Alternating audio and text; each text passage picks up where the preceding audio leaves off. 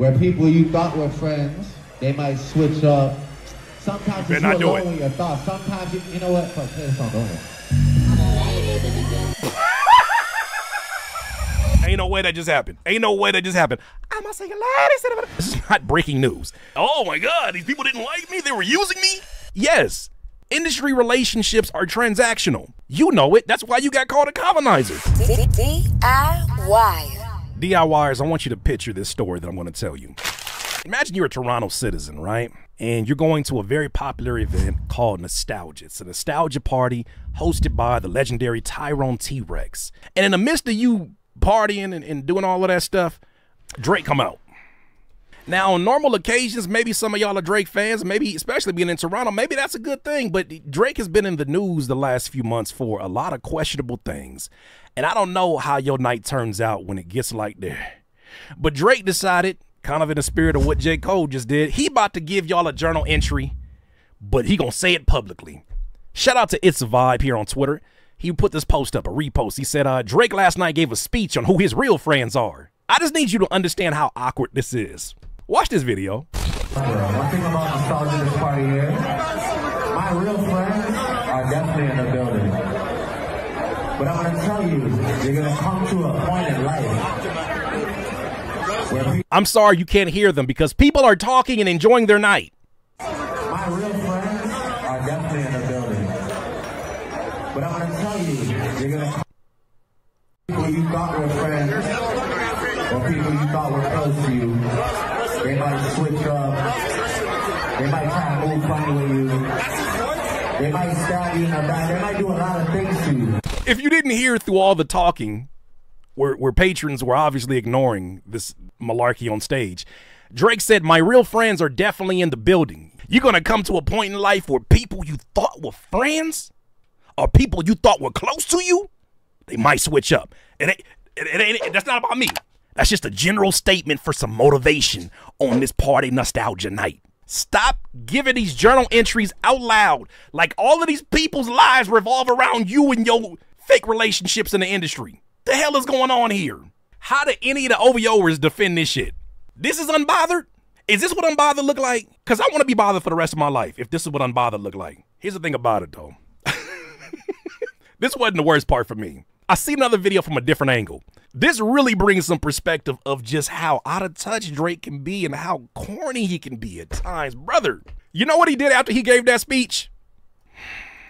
After being involved in one of the most aggressive, controversial, reputation-harming battles, Drake calls out fake rappers on stage, then plays Beyonce's Me, Myself, and I at the nostalgia party. I remember you was conflicted. I'm gonna tell you one thing about nostalgia. One thing about nostalgia this party here, my real friends are definitely in the building. But I'm gonna tell you, where people you thought were friends or people you thought were close to you, they might switch up. They might try and move funny with you. Once you stop acting like this is a message for the general public, stop acting, all of a sudden he Tony Robbins. They might stab you in the back. They might do a lot of things to you. You'll come to that realization. Wherever you're at in life, you've probably been there and you'll be there again. That's how life is. But look, sometimes it's you and you alone by yourself. Sometimes it's you alone with your thoughts. Sometimes, you know what? Fuck, play the song, don't you?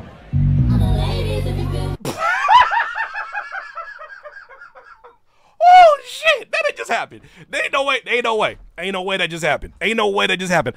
I'm a single lady.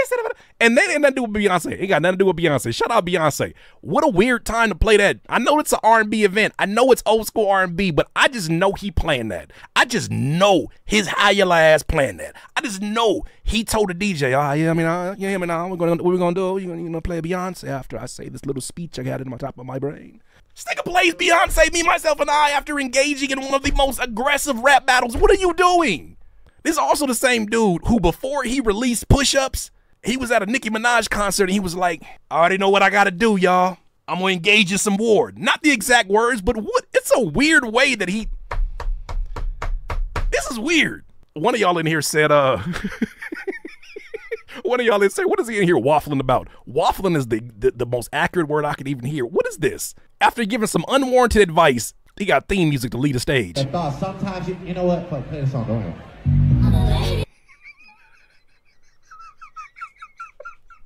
who's around you? I believe you, Drake. I really do believe. There's a lot of things you said that weren't truthful in this battle. I believe you when you said you ain't got no friends around you and they wasn't real friends.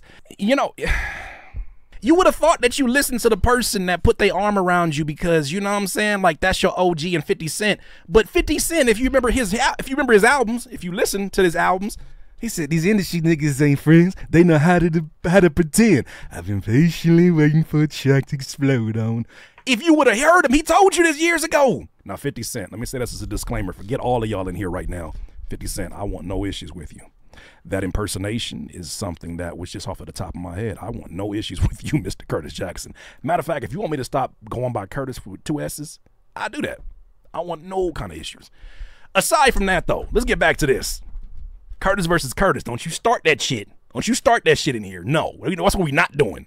Let's talk about it, though. Drake finds out that he doesn't have real friends in the industry. First of all, this is not news. This is not breaking news. This shouldn't be a oh my God, these people didn't like me. They were using me. Yes, industry relationships are transactional. You know it. That's why you got called a colonizer. Duh. The fuck? Van Lathan has some really, really interesting thoughts on this one. I heard a lot of people's opinions on this one, but Van Lathan kind of hit his spot on because it sounded like he's coming from a genuine place of concern. Here's what he talks about. He says, Drake's friends didn't switch up on him. This is on Twitter. The people that were tolerating him don't have to anymore. Never be tolerated, be loved, or be gone. What do you mean? Let me give you guys a little bit of advice. You can't buy your way in. You can't smooth your way in. Hey, yo. You can't bullshit your way in. If you're not part of it, you're not part of it. And that's whatever that thing is.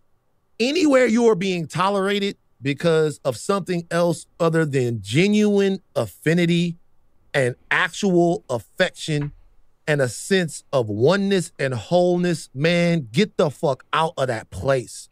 Because when those people turn on you, they are going to turn on you with more viciousness than anybody that has ever been around you.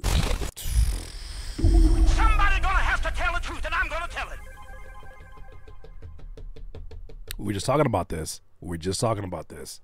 Now, why would people feel the need to tolerate a Drake? Because of the position that he was in, because of the relationships that he has built leverage with, because of the backing of a Lucian Grainge, the backing of a UMG. A lot of people in the industry may not even necessarily care for his music, but they know that he is a necessary evil to deal with. Even if you don't like it, they know that at some level they must figure out how to, like, if they can get in that ecosystem, they know that their career is drastically different. And trying to maneuver around it, good luck unless you got some wolves around you that can compete with that. So I think a lot of people in this space tolerated him. They overlooked all the things that we're now bringing to the forefront, the corny ways that he goes about things, the fake accents that he has, the ways that he finds his way to just blend in with whatever culture allows him to come into their home. These are things people have been calling out already. But now that the tables have turned, now that he no longer has the leverage that he once had, he still got leverage. Let's not get it twisted. He's still Drake. But now that he's on the receiving end of all of this ridicule and criticism, and mind you, this is still ridicule and criticism not touching on any of the points that we learned about in that Not Like Us song and even in the Meet the Grams. People are still not digging down those rabbit holes.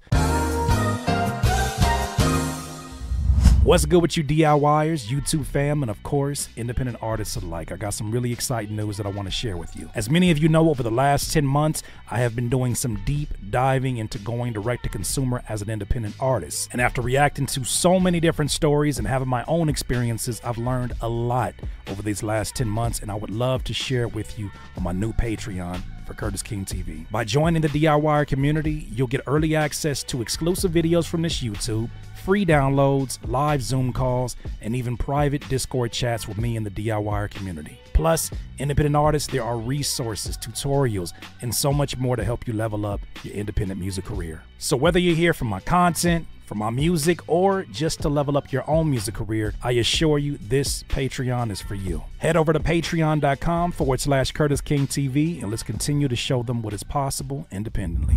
And I think it's really interesting because now this is just a general, I just don't care for the guy type of energy. It seems a lot of people are exuding, right? They don't like the moves that he's making. They don't like the way that he kind of gave up the battle during the Heart Part 6, all those things. But we're looking at it now to where people are like, fucking finally.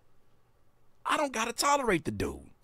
Because they resent the fact that they have to put up with you. The worst thing in the world there is to be is tolerated. Because tolerated means that someone is letting you be around them in spite of the way they actually feel. Because you got enough bread, because you got enough power, because you got enough influence, because you have something they need. Or if you don't do it, you could get blackballed. Somebody gonna have to tell the truth, and I'm gonna tell it. Imagine being that person who doesn't want to work with a Drake. Say you're in the industry, you don't want to work with a Drake. You can't stand his music. You never could. But if you tell him no, you've been told stories of what happened to other people who told him no and how challenging their journey became afterwards. Imagine all the powers that somebody in that position has to close doors that you haven't even knocked on yet. You do not want to be tolerated. The moment you feel like somebody is only letting you around because they don't have any other choice, get from around that person. Because when that dynamic no longer exists, all of their disdain for you is going to turn into rage. It feels good to be in the party. It feels good to be in the club. It feels good to be in the room, but man, you really got to make sure people want you there. And can we bring this to the forefront too? Maybe, I said this earlier, maybe 20v1 happened because, I don't know, all of the things that have come out allegedly of you sleeping with other rappers' girls, the shit you rap about, sounding like you might be the type of guy that if you leave your lady alone with them, the fact that this is on record, the fact that you have somebody who said some negative remarks to you, a guy, and then you slide into their girl's DM and saying that she must be miserable. Like it's like you are that avatar. And because you're that avatar, it's creating issues. And now part of those issues are you receiving the treatment that you're getting because people don't have to put up with your shit anymore. Could you possibly have been the problem too? Or is it just that everybody's hating on you? You're the one common denominator, but everybody's hating on you. It's got to be that, right? Because if they don't want you there, they're gritting their fucking teeth every time you pass by. I can't stand this nigga. What's up? That's exactly how it went down. It's good, man. It's good to see you, bruh. Man, you look good. Okay, cool. Fuck, man. Next time, let's have this bitch. Let's shorten the text thread up, bro. I can't stand to see this nigga coming. I can just imagine that. I can see that.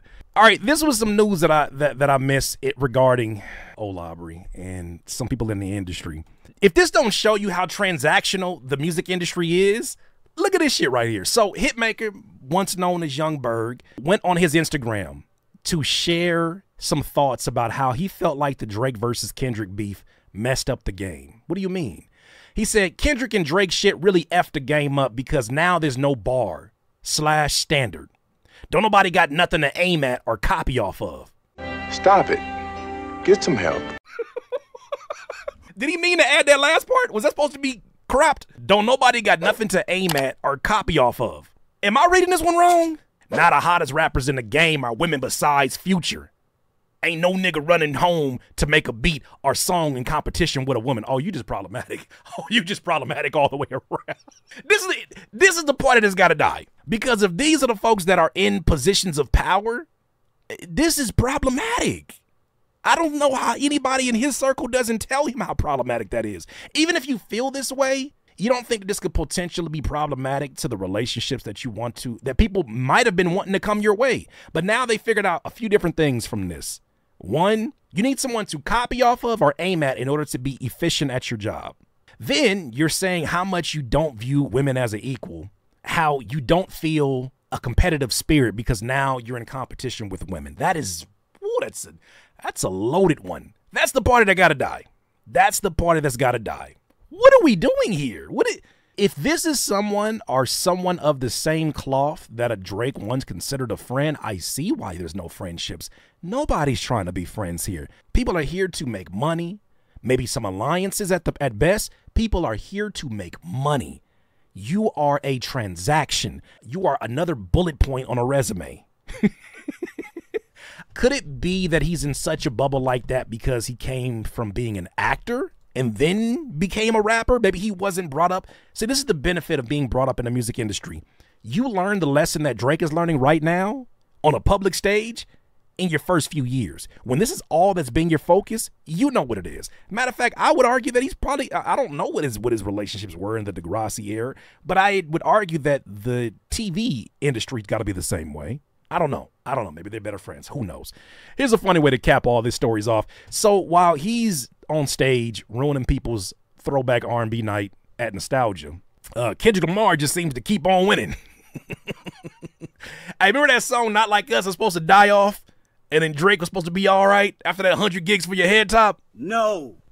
Kendrick Lamar breaks chart record as Drake makes shocking departure from Hot 100. Kendrick Lamar achieved a milestone on the Billboard charts this week with his Drake diss, Not Like Us, just as Drizzy made a shocking departure. This week, Not Like Us entered its 21st week atop the Billboard Hot Rap Song charts, officially becoming the longest running #1 on the chart since its inception in 1989. Somebody gonna have to tell the truth, and I'm gonna tell it.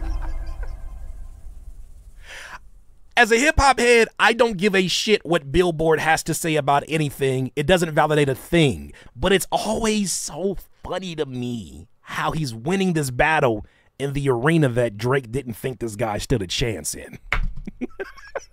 The song is also #1 on the Billboard Rap streaming song charts, where he ties with Lil Nas for the third longest running #1 there at 20 weeks. Designers Panda and Psy's Gundam Style share first place at 23 weeks. This is on Hip Hop DX, by the way. Meanwhile, for the first time since April 2022, Drake does not have a single song or feature on the Billboard Hot 100 this week. Could it be that people are tired of him? Could it be that it wasn't a wise move to continue to try to get up after you slip and you fail? I'm all right. Just lay your ass down. Just lay down. Just rest. Give people the time to miss you. You're getting booed at a Fred Durst concert. Young Drake, huh? Drake, man. Drake, look, I hate to tell you I told you so, but if you watch these videos, which I'm assuming maybe somehow it got on your radar, it might be time to shave your head, go to an island, and drink some ayahuasca shakes. This campaign of trying to get ahead of the content that is being out here, get ahead of the reaction channels, get ahead of all the negative publicity, get ahead of all of the rumors by trying to outwork everybody, outpace them with 100 gigs of videos. It's not working.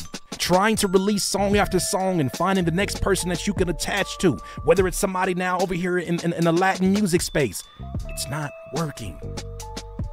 You're going through the same stages that even corporations go through. It's just not a good time right now for you to be in people's faces. Even Domino's had a commercial one time where they was like, hey man, we seen the messages, everybody. We know that we're pretty shitty at making pizzas. We fix it though. Here's some new pieces now. Like, they went through a time period where they recognized, hey, maybe it's time for some self-reflection so that we can have more longevity in what we're doing. However, I will continue to say, it seems like he's moving like a guy where it's only a matter of time before something comes to light that is going to surprise the dog shit out of everybody. He's moving like someone, especially when I see that top 5 situation, he's moving like someone with nothing to lose.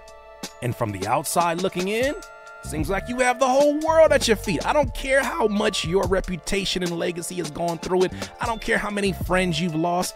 Look at your life's a whole W. It would seem. DL Wires, these are my thoughts. Now, after you give your thoughts, let's play Beyonce. Me, myself, I'm just playing. These are my thoughts. DL Wires, you let me know what you think. DL Wires, if you enjoyed this content, make sure that you hit the like button and maybe even consider subscribing. Come on, man. Don't be greedy. Peace.